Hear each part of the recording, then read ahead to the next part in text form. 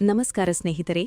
ಇತ್ತೀಚೆಗೆ ಭಾರತದಲ್ಲಿನ ಪಹಲ್ಗಾಮ್ ಪ್ರದೇಶದಲ್ಲಿ ನಡೆದ ಉಗ್ರದಾಳಿ ದೇಶವನ್ನೇ ದುಃಖ ಮತ್ತು ಆಘಾತಕ್ಕೆ ಒಳಪಡಿಸಿದ ಬೆನ್ನಲ್ಲೇ ಈಗ ಅದೇ ರೀತಿಯ ಭಯಾನಕ ಹಿಂಸಾತ್ಮಕ ಘಟನೆ ಆಸ್ಟ್ರೇಲಿಯಾದ ಸಿಡ್ನಿ ನಗರದಲ್ಲೂ ಸಂಭವಿಸಿರುವುದು ಜಗತ್ತಿನಾದ್ಯಂತ ಆತಂಕ ಮೂಡಿಸಿದೆ. ಭಾರತವಾಗಲಿ ಅಥವಾ ಆಸ್ಟ್ರೇಲಿಯಾವಾಗಲಿ ಹಿಂಸೆಗೆ ಗಡಿಗಳಿಲ್ಲ ಎಂಬುದನ್ನು ಈ ಘಟನೆಗಳು ಸ್ಪಷ್ಟವಾಗಿ ತೋರಿಸುತ್ತವೆ. ಇವತ್ತು ನಾವು ಹೇಳಲಿರುವುದು ಆಸ್ಟ್ರೇಲಿಯಾದ ಸಿಡ್ನಿ ನಗರವನ್ನು ಬೆಚ್ಚಿ ಬೀಳಿಸಿದ ಮತ್ತು ಜಗತ್ತಿನಾದ್ಯಂತ ಜನರನ್ನು ಕಳವಳಕ್ಕೆ ಒಳಪಡಿಸಿದ ಒಂದು ಭೀಕರ ಹಾಗೂ ದುಃಖಕರ ಘಟನೆ ಬಗ್ಗೆ. ಪ್ರಾಥಮಿಕ ವರದಿಗಳ ಪ್ರಕಾರ ಈ ದುರಂತದಲ್ಲಿ ಕನಿಷ್ಠ 10 ಮಂದಿ ತಮ್ಮ ಪ್ರಾಣವನ್ನು ಕಳೆದುಕೊಂಡಿದ್ದಾರೆ ಮತ್ತು ಸಾವಿನ ಸಂಖ್ಯೆ ಇನ್ನೂ ಹೆಚ್ಚಾಗುವ ಸಾಧ್ಯತೆಯಿದೆ ಎಂದು ಅಧಿಕಾರಿಗಳು ತಿಳಿಸಿದ್ದಾರೆ. ಸಿಡ್ನಿಯ ಅತ್ಯಂತ ಜನಪ್ರಿಯ ಮತ್ತು ಪ್ರವಾಸಿಗರು ಹೆಚ್ಚಾಗಿ ಭೇಟಿ ನೀಡುವ ಬಾಂಡಿ ಬೀಚ್ ಪ್ರದೇಶದಲ್ಲಿ ನಡೆದ ಈ ಮಾಸ್ ಶೂಟಿಂಗ್ ಶಾಂತಿ ಮತ್ತು ಭದ್ರತೆಗೆ ಹೆಸರಾದ ಆಸ್ಟ್ರೇಲಿಯಾದ ಮೇಲೆಯೇ ದೊಡ್ಡ ಪ್ರಶ್ನಾರ್ಥಕ ಚಿಹ್ನೆಯನ್ನು ಮೂಡಿಸಿದೆ. ಈ ಘಟನೆ ನಡೆದ ದಿನ ಸಂಜೆ ಬಾಂಡಿ ಬೀಚ್ ಸುತ್ತಮುತ್ತ ಸಾಕಷ್ಟು ಜನ ಸೇರಿದ್ದರು. ಸ್ಥಳೀಯರು, ಪ್ರವಾಸಿಗರು, ಕುಟುಂಬಗಳು ಮತ್ತು ಯುವಕರು ತಮ್ಮ ತಮ್ಮ ರೀತಿಯಲ್ಲಿ ಸಮಯ ಕಳೆಯುತ್ತಿದ್ದರು. ಅದೇ ಸಮಯದಲ್ಲಿ ಹನುಕ್ಕಾ ಹಬ್ಬದ ಹಿನ್ನೆಲೆಯಲ್ಲಿ ಸಮುದ್ರ ತೀರದ ಬಳಿ ವಿಶೇಷ ಕಾರ್ಯಕ್ರಮ ನಡೆಯುತ್ತಿತ್ತು. ಸಂಗೀತ, ಬೆಳಕು ಮತ್ತು ಸಂಭ್ರಮದ ವಾತಾವರಣ ಎಲ್ಲೆಡೆ ಇತ್ತು. ಮಕ್ಕಳು ಆಟವಾಡುತ್ತಿದ್ದರು, ಕುಟುಂಬಗಳು ಫೋಟೋ ತೆಗೆದುಕೊಳ್ಳುತ್ತಿದ್ದರು, ಪ್ರವಾಸಿಗರು ಸಮುದ್ರದ ಸೌಂದರ್ಯವನ್ನು ಆಸ್ವಾದಿಸುತ್ತಿದ್ದರು. ಆದರೆ ಈ ಸಂತೋಷ ಕ್ಷಣಗಳು ಕೆಲವೇ ನಿಮಿಷಗಳಲ್ಲಿ ಭಯಾನಕ ಕನಸಾಗಿ ಮಾರ್ಪಟ್ಟವು. ಸಂಜೆಯ ವೇಳೆಗೆ ಅಚಾನಕ್ ಗುಂಡಿನ ಶಬ್ದಗಳು ಕೇಳಿಬಂದವು. ಮೊದಲಿಗೆ ಜನರಿಗೆ ಏನಾಗುತ್ತಿದೆ ಎಂಬುದೇ ಅರ್ಥವಾಗಲಿಲ್ಲ. ಕೆಲವರಿಗೆ ಪಟಾಕಿ ಶಬ್ದವೋ ಅಥವಾ ಯಾವುದೋ ಸಣ್ಣ ಶಬ್ದವೋ ಎಂದು ಅನಿಸಿತು. ಆದರೆ ಕ್ಷಣಗಳಲ್ಲಿ ಜನರು ನೆಲಕ್ಕೆ ಬೀಳುತ್ತಿರುವುದು, ಗಾಯಗೊಂಡವರು ಚೀರಾಡುತ್ತಿರುವುದು ಕಂಡುಬಂದಾಗ ಇದು ಗುಂಡಿನ ದಾಳಿ ಎಂಬುದು ಸ್ಪಷ್ಟವಾಯಿತು. ಇಬ್ಬರು ಶಸ್ತ್ರಧಾರಿಗಳು ಜನಸಮೂಹವನ್ನು ಗುರಿಯಾಗಿಸಿಕೊಂಡು ನಿರಂತರವಾಗಿ ಗುಂಡು ಹಾರಿಸಿದ್ದಾರೆ ಎಂದು ನಂತರದ ತನಿಖೆಯಲ್ಲಿ ತಿಳಿದುಬಂದಿದೆ. ಕೆಲವೇ ಕ್ಷಣಗಳಲ್ಲಿ ಬೀಚ್ ಪ್ರದೇಶ ಸಂಪೂರ್ಣವಾಗಿ ಗೊಂದಲಕ್ಕೆ ಒಳಗಾಯಿತು. ಜನರು ತಮ್ಮ ಪ್ರಾಣ ಉಳಿಸಿಕೊಳ್ಳಲು ಎಲ್ಲೆಂದರಲ್ಲಿ ಓಡಿದರು. ಕೆಲವರು ಸಮುದ್ರದ ಕಡೆಗೆ ಓಡಿದರೆ, ಕೆಲವರು ರಸ್ತೆ ಕಡೆಗೆ ಧಾವಿಸಿದರು. ಇನ್ನು ಕೆಲವರು ಹತ್ತಿರದ ಕಟ್ಟಡಗಳು ಮತ್ತು ಮರಗಳ ಹಿಂದೆ ಆಶ್ರಯ ಪಡೆದರು. ಮಕ್ಕಳ ಅಳಾಟ, ಮಹಿಳೆಯರ ಕಿರುಚಾಟ ಮತ್ತು ಗಾಯಗೊಂಡವರ ನೋವಿನ ಶಬ್ದಗಳು ಆ ಸ್ಥಳವನ್ನು ಭಯಾನಕವಾಗಿ ಮಾಡಿತು. ಜನರು ಪರಸ್ಪರ ಸಹಾಯ ಮಾಡಲು ಯತ್ನಿಸಿದರೂ ಪರಿಸ್ಥಿತಿ ಸಂಪೂರ್ಣವಾಗಿ ನಿಯಂತ್ರಣ ತಪ್ಪಿದಂತಾಗಿತ್ತು. ಈ ಭೀಕರ ದಾಳಿಯಲ್ಲಿ ಅನೇಕರು ಪ್ರಾಣ ಕಳೆದುಕೊಂಡಿದ್ದಾರೆ ಮತ್ತು ಹಲವರು ಗಂಭೀರವಾಗಿ ಗಾಯಗೊಂಡಿದ್ದಾರೆ.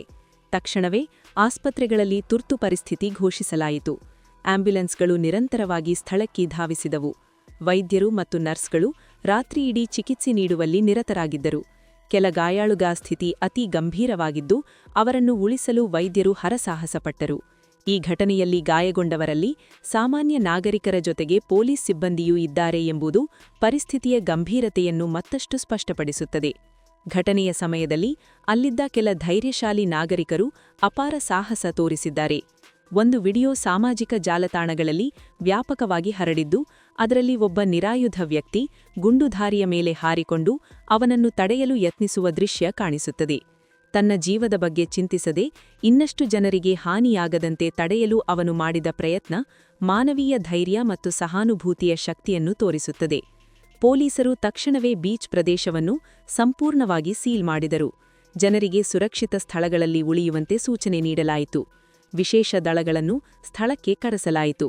ಕೆಲ ಗಂಟೆಗಳ ನಂತರ ಪರಿಸ್ಥಿತಿ ನಿಯಂತ್ರಣಕ್ಕೆ ಬಂದರೂ ಭಯ ಮತ್ತು ಆತಂಕದ ವಾತಾವರಣ ಮುಂದುವರಿದಿತ್ತು. ತನಿಖಾಧಿಕಾರಿಗಳು ಈ ದಾಳಿಯ ಹಿನ್ನೆಲೆ ಮತ್ತು ದಾಳಿಕೋರರ ಉದ್ದೇಶದ ಬಗ್ಗೆ ತೀವ್ರ ತನಿಖೆ ಆರಂಭಿಸಿದ್ದಾರೆ. ಆಸ್ಟ್ರೇಲಿಯಾದ ಪ್ರಧಾನಮಂತ್ರಿ ಈ ಘಟನೆಯನ್ನು ತೀವ್ರವಾಗಿ ಖಂಡಿಸಿದ್ದು, ಇದು ದೇಶದ ಮೌಲ್ಯಗಳು ಮತ್ತು ಶಾಂತಿಯ ಪರಂಪರೆಗೆ ವಿರುದ್ಧವಾಗಿದೆ ಎಂದು ಹೇಳಿದ್ದಾರೆ. ಮೃತರ ಕುಟುಂಬಗಳಿಗೆ ಸಂತಾಪ ಸೂಚಿಸಿ ಗಾಯಗೊಂಡವರಿಗೆ ಶೀಘ್ರ ಗುಣಮುಖರಾಗಲಿ ಎಂದು ಅವರು ಆಶಿಸಿದ್ದಾರೆ. ಜಾಗತಿಕ ಮಟ್ಟದಲ್ಲಿಯೂ ಈ ಘಟನೆಯ ವಿರುದ್ಧ ತೀವ್ರ ಪ್ರತಿಕ್ರಿಯೆಗಳು ವ್ಯಕ್ತವಾಗಿವೆ. ಭಾರತದ ಪ್ರಧಾನಿ ನರೇಂದ್ರ ಮೋದಿಯವರು ಈ ಭೀಕರ ಘಟನೆಯ ಬಗ್ಗೆ ಆಳ ಸಂತಾಪ ವ್ಯಕ್ತಪಡಿಸಿದ್ದಾರೆ. ಸಿಡ್ನಿಯ ಬಾಂಡಿ ಬೀಚ್ನಲ್ಲಿ ನಡೆದ ಈ ದುಃಖಕರ ದಾಳಿಯಲ್ಲಿ ಪ್ರಾಣ ಕಳೆದುಕೊಂಡ ನಿರಪರಾಧ ಜನರ ಬಗ್ಗೆ ತೀವ್ರ ವಿಷಾದ ವ್ಯಕ್ತಪಡಿಸಿದ ಅವರು ಮೃತರ ಕುಟುಂಬಗಳಿಗೆ ತಮ್ಮ ಹೃದಯಪೂರ್ವಕ ಸಂತಾಪಗಳನ್ನು ತಿಳಿಸಿದ್ದಾರೆ. ಗಾಯಗೊಂಡವರು ಶೀಘ್ರ ಗುಣಮುಖರಾಗಲಿ ಎಂದು ಅವರು ಪ್ರಾರ್ಥಿಸಿದ್ದಾರೆ. ಹಿಂಸೆ ಮತ್ತು ಭಯೋತ್ಪಾದನೆಗೆ ಯಾವುದೇ ಸಮಾಜದಲ್ಲಿ ಸ್ಥಾನವಿಲ್ಲ ಎಂದು ಹೇಳಿದ ಪ್ರಧಾನಿ ಮೋದಿ, ಈ ಕಠಿಣ ಸಮಯದಲ್ಲಿ ಆಸ್ಟ್ರೇಲಿಯಾದ ಜನರೊಂದಿಗೆ ಭಾರತ ದೃಢವಾಗಿ ನಿಂತಿದೆ ಎಂದು ಹೇಳಿದ್ದಾರೆ.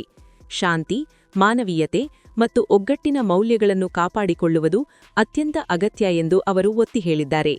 ಪಹಲ್ಗಾಮ್ ದಾಳಿ ಮತ್ತು ಬಾಂಡಿ ಬೀಚ್ ಶೂಟಿಂಗ್ ಎರಡೂ ಘಟನೆಗಳು ಜಗತ್ತಿನಾದ್ಯಂತ ಹಿಂಸೆಯ ವಿರುದ್ಧ ಒಗ್ಗಟ್ಟಿನ ಅಗತ್ಯವನ್ನು ಮತ್ತೊಮ್ಮೆ ನೆನಪಿಸುತ್ತವೆ. ಈ ಘಟನೆ ನಡೆದ ನಂತರ ಬಾಂಡಿ ಬೀಚ್ ಪ್ರದೇಶ ಮೌನವಾಗಿದೆ.